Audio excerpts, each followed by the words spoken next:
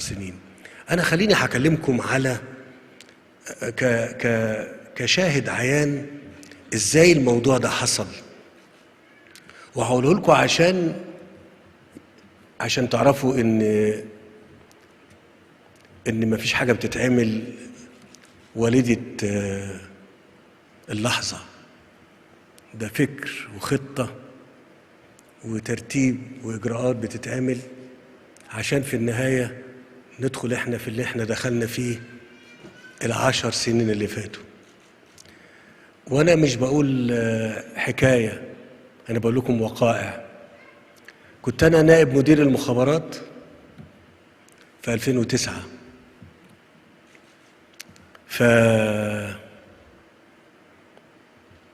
فكنا بنعمل لقاءات عشان مناقشة الوضع الأمني في سيناء، وانا بقول الكلام ده لكل المصريين وللضباط الصغيرين اللي موجودين فوق،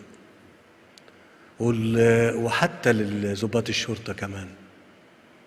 فكان ما بقولش سر ولا حاجة، لكن كانت اللقاءات ديت بتتعمل، وكان ساعتها مدير المخابرات اللي هو مراد موافي، وكان رئيس جهاز الأمن الوطني ساعتها أو كان اللي هو حسن عبد الرحمن.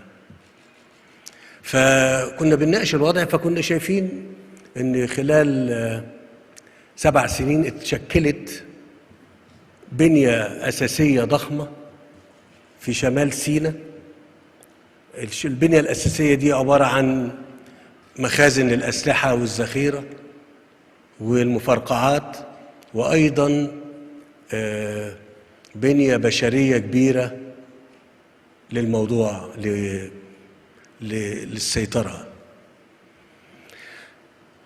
وكانوا ساعتها لو انتوا رجعتوا على مواقع التواصل هتشوفوا ان انا بتكلم على 2008 و 2009، هتشوفوا ان هم كان في افلام لهم وهم بيعملوا عروض اكنهم خارج الدولة يعني.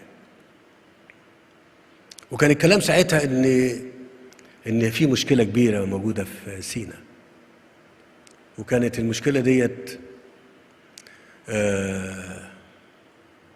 يعني ان اللي موجود هناك الكتلة اللي اتشكلت دي على مدى السنين اللي قبل 2008 و7 و6 يمكن و5 بقت محتاجة جهد وعمل عسكري كبير، مش بس بالشرطة، لازم الشرطة والجيش تتدخل عشان تحل المسألة ديت. ما حصلش.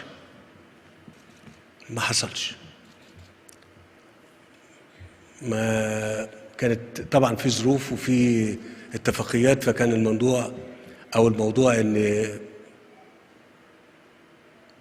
القوات اللي موجودة قوات شرطية محدودة، والقوات بتاعت الجيش موجودة على خط ألف بس يعني. وفضل الموضوع كده، وبانت المؤامرة بأبعادها الكاملة في 2011، والناس مشغولة في الميدان.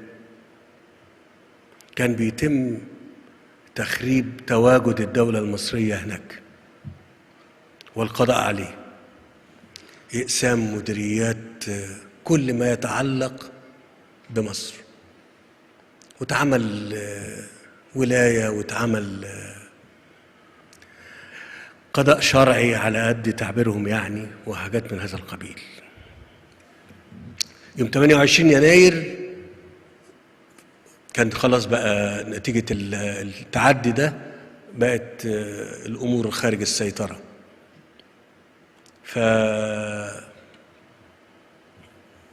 الله يرحمه سيادة المشير، قلت له يا فندم احنا ممكن تبقى في مشكلة كبيرة جدا لو الأمر استمر كده، لأن هم ممكن يعملوا عمليات عبر الحدود ضد إسرائيل، فلازم إسرائيل هترد، وطبعا دي هتبقى مشكلة كبيرة جدا ممكن تؤدي إلى صراع كبير قوي، وده ممكن يكون هو هدفهم في النهاية يعني.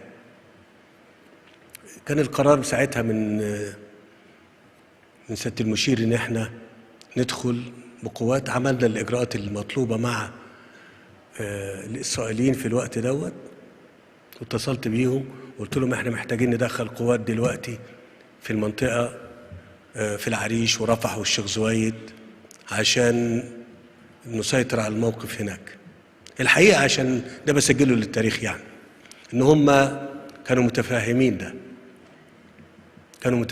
ده وما كانوش، يعني الحقيقة كانوا قالوا يعني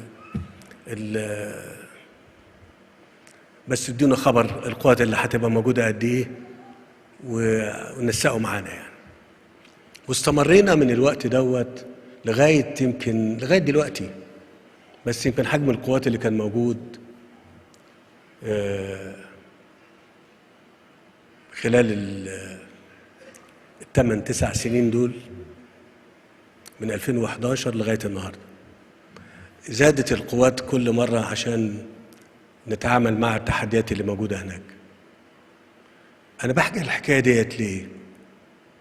عشان أنا في لقاء سابق قلت خلي بالكم، اوعى عينيكوا تغفل أو تنام على حاجة في جوه مصر.